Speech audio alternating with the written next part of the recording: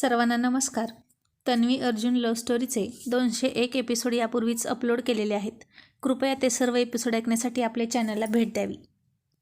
अस्मितानं विवेकच्या तोंडावर दार बंद केलं. विवेकनं दरवाजावर जोरात पंच मारला आणि त्याची बोटं दुखावली. तो खूप जोरात ओरडला आणि त्यानं बोटांना बँडेज केलं आणि पुन्हा खूप ड्रिंक केली आणि तसाच टेन्शनमध्ये झोपला. आता अस्मिता डायनिंग टेबलवर बसली होती आणि पुन्हा तो तिच्या बॉयफ्रेंडचा फोन होता आणि ती त्याच्याशी खूप हसून लाडीक सुरात बोलत होती. विवेक उठला आणि त्यानं तिचं ते बोलणं ऐकलं आणि रागात जाऊन त्यानं तिचा मोबाईल हिसकावून घेतला आणि जमिनीवर आपटून फोडून टाकला. आणि ती शॉक होऊन म्हणाली, विवेक, मूर्ख आहेस का तू?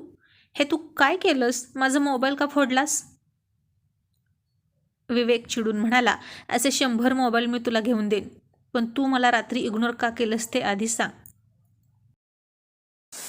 अस्मिता म्हणाली, विवेक, हे तू तुझ्या मनाला विचार. तुलाही हेच हवं होतं ना की तू माझ्यापासून लांब जावं आणि मी तुझ्या आयुष्यातून निघून जावं, म्हणून तूच मला इग्नोर करायचा. मग आता तुझ्या मनासारखं घडतंय तर तुला प्रॉब्लेम काय आहे? विवेक चिडून त्याच्या हातात तिचे गाल पकडून म्हणाला, मग जा ना माझ्या आयुष्यातून निघून, दे मला घटस्फोट आणि चालती हो आत्ताच्या आत्ता. आणि अस्मितासुद्धा म्हणाली, ठीक आहे, आण घटस्फोटाचे पेपर, आत्ता सही करते. आणि हे ऐकून विवेक थोडा हादरला. आता तर अस्मिताला कशाचीच पर्वा नव्हती, त्यांच्या नात्याची सुद्धा. बहुतेक तिचं आणि तिच्या बॉयफ्रेंडचं फायनल झालेलं दिसत होतं आणि त्यांनी लग्न करायचं ठरवलं असेल, म्हणून अस्मिता घटस्फोट द्यायला तयार झाली आहे असं त्याला वाटलं. आणि विवेक तिथेच डायनिंग टेबलवर मूठ आपटत म्हणाला, पण का करतेस तू हे सगळं? तुला काय कमी आहे या घरात? सगळं तर मिळतं तुला इथं. अस्मिता म्हणाली, मिळतं ना, सगळं मिळतं, पण नवरा सोडून मिळालेली कुठलीही वस्तू, मग ती कितीही मूल्यवान असू दे, त्याची काहीच किंमत नसते. या घरात सगळं आहे, फक्त माझा नवरा माझा नाही. मग मी काय करू? विवेक म्हणाला, यालाही तूच कारणीभूत आहेस. तुझं वागणं कारणीभूत होतं. कशी राहायचीस तू, म्हणून तू माझ्या मनात भरत नव्हती, त्याला मी काय करू? अस्मिता म्हणाली, मग आता तू का माझ्या मागे लागले आहेस? तू तुझ्या आयुष्यात तुझ्या सेक्रेटरीसोबत खुश आहेस ना, मग आता मला माझ्या पद्धतीनं जगू दे. विवेक म्हणाला, आता तू इतकी खुश का असतेस ग? माझ्यासोबत जर अशी खुश असतीस तर मीही कशाला इतर मुलींकडे पाहिलं असतं? मला इतरांच्या सौंदर्याची भुरळ पडलीच नसती जर तुझं सौंदर्य डल नसतं झालं तर. आणि अस्मिता म्हणाली, विवेक, तुलाच सवय आहे इतरांकडे बघायची आणि सतत मुली चेंज करायची, आणि ज्या सौंदर्याची तुला भुरळ पडते ना, ते सौंदर्य क्षणभंगूर असतं, त्याला लिमिट असते. उद्या आपण म्हातारे होऊ तेव्हा तू काय म्हणशील? कोणीच मरेपर्यंत सुंदर नसतं. विवेक म्हणाला, हे तू मला नको सांगूस, मला ते कळतं, पण ठराविक कालावधीसाठी तरी तू खुश का नव्हतीस माझ्यासोबत? का हसत नव्हतीस? अस्मिता म्हणाली, विवेक, आता याचाही दोष तू मलाच देशील का? तू सगळं विसरलास का? तू मला इग्नोर करायचास, तू माझा अपमान करायचास, उठसूट मला त्रास द्यायचा. मग अशा अवस्थेत मी कशी खुश राहू? मला तर तुझ्याशी कसं बोलावं हेच कळत नाही. तू दोन्हीकडूनही कसा बोलतोस रे? तू तर तुझ्या सेक्रेटरीला खुश ठेवण्यात बिझी होतास, कारण तिच्या सौंदर्याची भुरळ तुला पडली होती. आणि झालं इतक्यात सेक्रेटरी हजर. ती कसलीच परमिशन न घेता सरळ आली आणि डायनिंग टेबलवर बसली. अस्मिता तिच्याकडे खूप रागात बघत होती आणि तीही अस्मिताकडे बघून डॅशिंग लुक देऊन म्हणाली, काय बघतेस अशी माझ्याकडे? विवेक डार्लिंग, हिची हिंमत बघितलं का? ही माझ्याकडे कशी बघते? तिला आत्ताच्या आत्ता घरातून हाकलून दे. आणि अस्मिताने एक तुच्छतेचा कटाक्ष विवेककडे टाकला. विवेक शांत बसला होता आणि अस्मिता म्हणाली, तो कशाला मला हाकलून देईल घरातून? मीच जाते ना. असं म्हणून ती बाहेर निघाली आणि विवेकनं तिच्या हाताला पकडलं आणि तिला तिच्या बेडरूममध्ये घेऊन गेला. आणि अस्मिता म्हणाली, विवेक, सोड, मला जाऊ दे. विवेक तिच्याकडे रागात बघून म्हणाला, तुला खुश राहायचं आहे ना, राहा, मला काहीच प्रॉब्लेम नाही, पण तू घरातून बाहेर जायचं नाही. अस्मिता म्हणाली, विवेक, मीच जाणार. तू कसा तुझ्या सेक्रेटरीला भेटतोस तशी मीही माझ्या बॉयफ्रेंडला भेटल्याशिवाय राहणार नाही.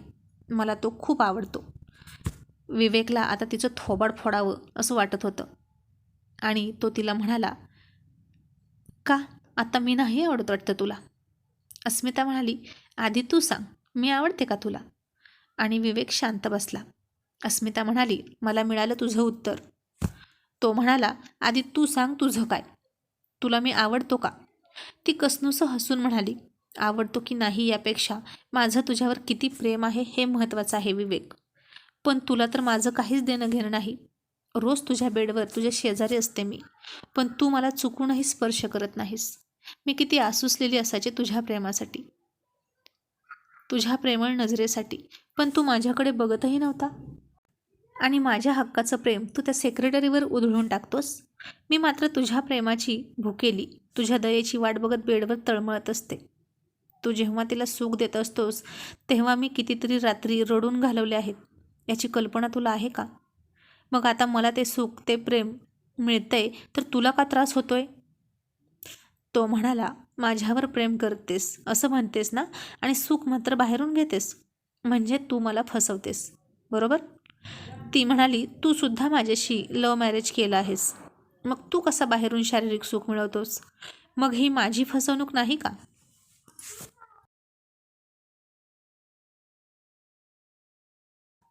आता विवेक शांत झाला. तो निरुत्तर झाला आणि काहीच बोलेना. ती म्हणाली, जाऊ दे ना विवेक, हा विषय कधीच न संपणार आहे. तुला तुझी चूक कधीच समजणार नाही. त्यापेक्षा तू तुझी लाईफ जग, मी माझी लाईफ जगते, मला जाऊ दे असं म्हणून ती निघाली. विवेकनं पुन्हा तिला पकडली आणि बेडवर ढकलली आणि दरवाजा बाहेरून बंद करून डायनिंग टेबलकडे आला. ती आतून ओरडत होती, विवेक दार उघड, मला जाऊ दे. पण विवेक आता दार उघडत नव्हता. त्याची सेक्रेटरी म्हणाली, विवेक, अरे जाते तर जाऊ दे ना, कशाला तिला अडवतोस? आपल्या मार्गातला काटा दूर होतो हे चांगलंच आहे की. विवेक सेक्रेटरीकडे बघून म्हणाला, तू इथे सकाळी सकाळी का आलीस ते आधी सांग. ती म्हणाली, बेबी, तुला रात्री बरं नव्हतं ना, म्हणून तुला बघायला आले. आणि हे तुझ्या हाताला काय झालंय बघू, असं नाटकी सुरात म्हणाली. आणि विवेक म्हणाला, काय नाही, जास्त नाही लागलं. आणि तो नोकरांना म्हणाला, माझ्या परवानगीशिवाय अजिबात दरवाजा उघडायचा नाही, समजलं? आणि तो बेडरूममध्ये गेला आणि त्याची सेक्रेटरीसुद्धा नोकरांकडे तुच्छतेचा कटाक्ष टाकून त्याच्या मागे मागे गेली आणि त्याच्या गळ्यात हात टाकून म्हणाली, ओ बेबी, किती मिस केलं रात्री मी तुला, आय लव्ह यू शोणा, असं म्हणून ती त्याला किस करू लागली. आणि विवेकनं तोंड बाजूला वळवलं आणि म्हणाला, प्लीज, आता माझा मूड नाही, तू गेलीस तर बरं होईल. आणि ती मनात म्हणाली, आत्ता याला काय झालं अजून? हा जर असा वागत राहिला तर अस्मिताकडे जाईल आणि माझ्यापासून दूर होईल आणि माझा या घरात यायचं स्वप्न अपूर्ण राहील. अशी सोन्याची अंड देणारी कोंबडी मी सहजासहजी सोडू शकत नाही.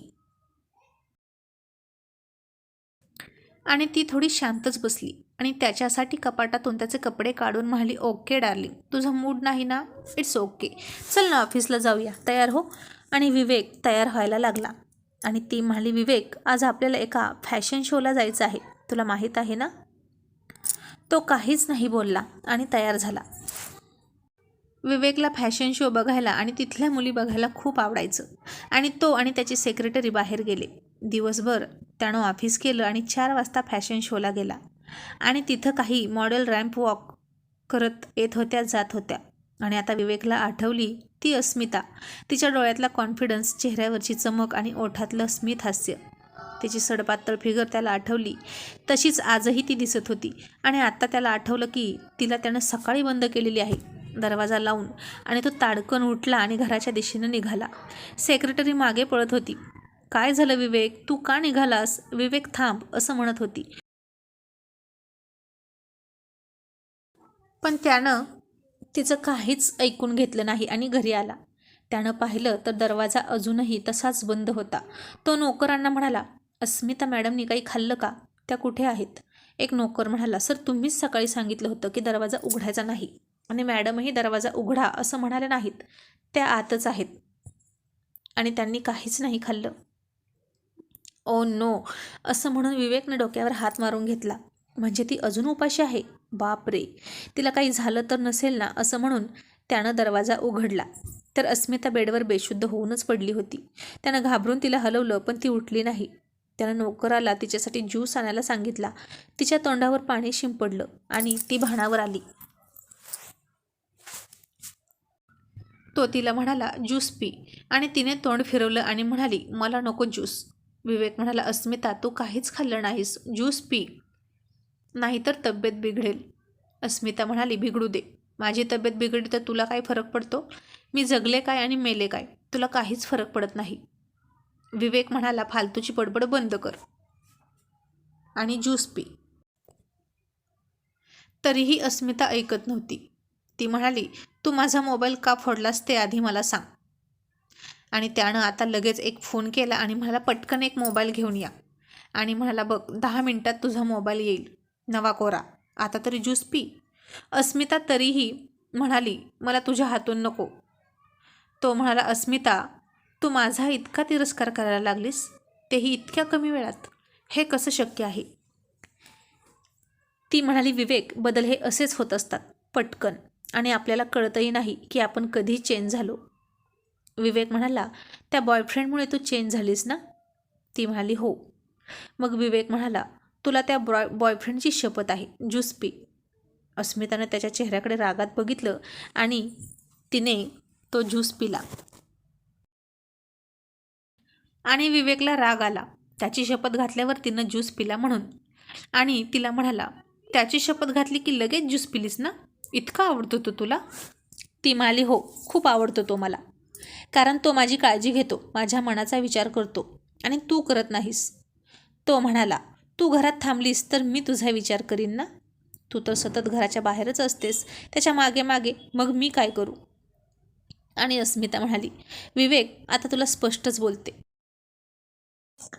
तुझी सेक्रेटरी जर या घरात आली तर मी पुन्हा या घरात थांबणार नाही. ती घरात आली की मी घराच्या बाहेर जाईन, हे लक्षात ठेव. जर बाहेरची व्यक्ती घरात येईल तर घरातली व्यक्ती घरात का राहील? आणि तुझं जे काही असेल तिच्यासोबत ते या घराच्या बाहेर असू दे. माझंही जे काही असेल ते घराच्या बाहेरच असेल. तुला मंजूर असेल तर बोल. आणि इतक्यात तिचा फोन आला. तिने त्यात सिम घातलं आणि लगेच बॉयफ्रेंडला फोन लावला आणि बोलू लागली. आणि विवेक चिडून त्याच्या बेडरूममध्ये गेला.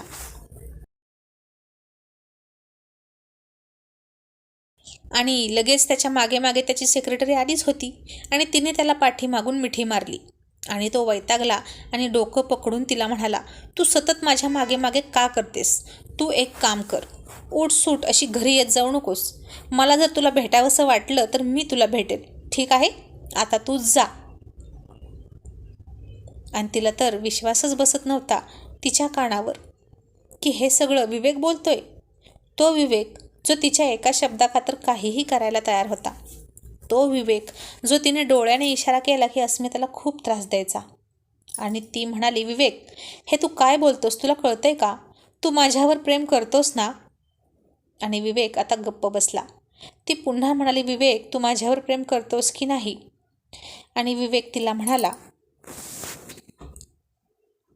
हे बघ आता मी खूप जास्त चिडलोय, सो प्लीज तू इथून गेलीस तर बरं होईल. आणि ती म्हणाली, विवेक तू चिडला आहेस ना त्या मूर्ख बाईमुळे? तू मला असं बोलतोस, हो ना बेबी? अरे ती आहेच खूप अभागी आणि नीच, अनलकी. आता ती अस्मिताला अशा प्रकारे शिव्या देत होती आणि ते सुद्धा विवेकला ऐकू वाटत नव्हतं. आणि तो रागाने हाताच्या मुठी आवळत म्हणाला, प्लीज लिव्ह मी अलोन. आणि आता ती काहीच नाही बोलली, गप्प बसली. खूप अपमान होऊन ती परत निघाली. तिचे डोळे आता रागाने लाल झाले होते आणि ती परत निघाली असतानाच विवेक तिला पाठीमागून हाक मारत म्हणाला, ऐक शनाया. तसं तिला वाटलं की त्यानं तिला थांबवण्यासाठीच तिला हाक मारली आणि ती लगेच जवळ आली. आणि विवेक म्हणाला, जाताना दरवाजा लावून जा बेडरूमचा. आणि प्लीज पुन्हा घरी येऊ नकोस, आपण बाहेरच भेटू. आणि आता तिच्या थोबाडीत मारल्यासारखं झालं आणि ती गुपचूप रागाने धुसमुसत हाताच्या मुठी आवळत पाय आपटत बाहेर निघून गेली. आणि 2 दिवसांनी रक्षाबंधन होतं. तन्वीने अतुल आणि कुणाल या दोघांनाही फोन करून सांगितलं की आपण सगळे पिकनिकला जातोय. आणि मग काय, पिहू आणि स्वीटीला आणि आर्यन बाबाला सुद्धा खूपच आनंद झाला. अतुल म्हणाला, पण आपण जातोय कुठं? आणि नेहा म्हणाली, अतुल कुठे का असेना, पण मला तुझ्यासोबत बाहेर जाते मी, तेही इतक्या वर्षांनी, यातच खूप आनंद होतोय. मला ना इथून दुसऱ्या बिल्डिंगमध्ये जरी नेलं ना तरी मी जाम खुश होईन. आणि अतुल म्हणाला, ठीक आहे, मग मॅडम आम्ही तुमच्यासोबत येत नाही. आम्ही ना इथे शेजारच्या रूममध्ये किंवा टेरेसवर जातो. येथेच आमची पिकनिक होईल आणि माझं पेट्रोलसुद्धा वाचेल.